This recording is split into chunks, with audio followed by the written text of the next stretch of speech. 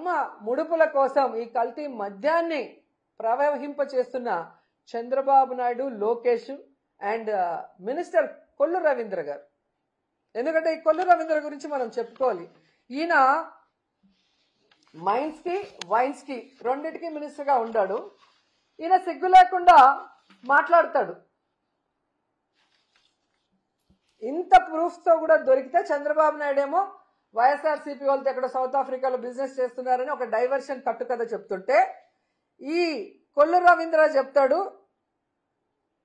ఈ కల్తీ మద్యం తయారు చేసింది మేం కాదు, వైఎస్ఆర్సీపీకి చెందిన వాళ్ళు అని. నేను సూటిగా అడుగుతున్నాను కొల్లు రవీంద్రని, చంద్రబాబు నాయుడిని, లోకేష్ని. వైఎస్ఆర్సీపీ వాళ్ళు 16 నెలలుగా కల్తీ మద్యం చేస్తుంటే మీరు గాడిదలు కాస్తున్నారా?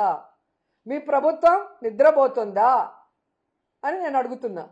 అండ్ ఈరోజు కొల్లు రవీంద్ర గారి కళ్ళు కాకులు ఎత్తుకుపోయినట్టున్నాయి. ఈ కల్తీ మద్యంలో వచ్చిన ముడుపుల వల్ల కళ్ళు బైర్లు గమ్మినాయి అనుకుంటా.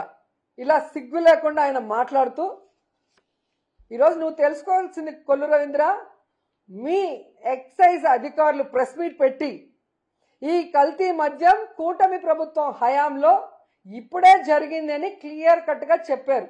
ఆ ప్రెస్ క్లిప్పింగ్ లో ఒకసారి చూసుకుంటే నీకు బుద్ధి వస్తుందని కూడా ఈ సందర్భంగా తెలియజేసుకుంటున్నా. ఎందుకు కొల్లు రవీంద్ర గురించి మాట్లాడాల్సి వస్తుందంటే, ఈయన పైకి చాలా గొప్ప వ్యక్తిలాగా మాట్లాడుతున్నాడు, చేసిన తప్పులు సరిదిద్దుకోకుండా. ఇటు వైన్స్ లో అటు మైన్స్ లో ఈ రాష్ట్రాన్ని గుండు కొరిగిచ్చేస్తున్నాడు. ఎందుకంటే నగిరిలో మేము చూస్తున్నాం, కొండలు కొండలు కరిగిపోతున్నాయి. ఈడొక దొంగ ఉన్నాడు ఎమ్మెల్యేగా, కొల్లు రవీంద్ర అండతో ఇక్కడ వీడు కాన్స్టిట్యున్సీకి రాడు, ప్రజలకి పని చేయడు, ప్రజలకి వెల్ఫేర్ ఇవ్వాలన్న ఆలోచన లేదు.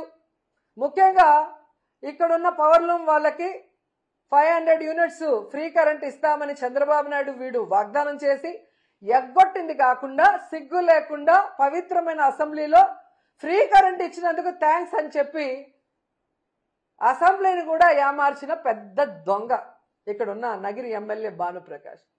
సో ఈ కొండలన్నీ కరిగించి ప్రజలు ఈరోజు నోరు కొట్టుకుంటున్నారు, ఇలాంటి వాడిక మేము ఓటేశామని.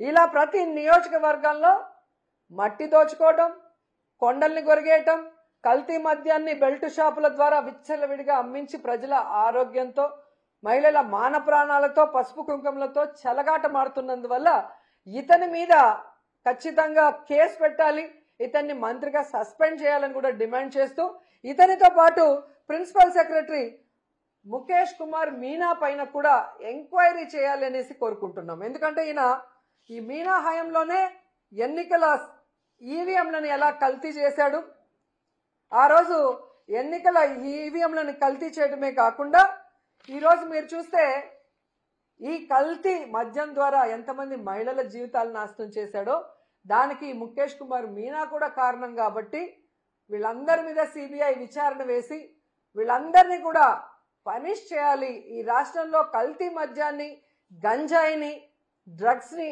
అరికట్టాలి అని చెప్పి మేము మోడీ గారిని చేతులెత్తి నమస్కరించి వేడుకుంటున్నాం. ఎందుకంటే ఇది ఆడవాళ్ల జీవితాలకు సంబంధించిన విషయం, ఇది ఆడవాళ్ల పసుపు కుంకుమలకు సంబంధించిన విషయం, ఇది ఆడవాళ్ల తాలిబొట్లకు సంబంధించిన విషయం, ఇది ఆడవాళ్ల మాన ప్రాణాలకు సంబంధించిన విషయం.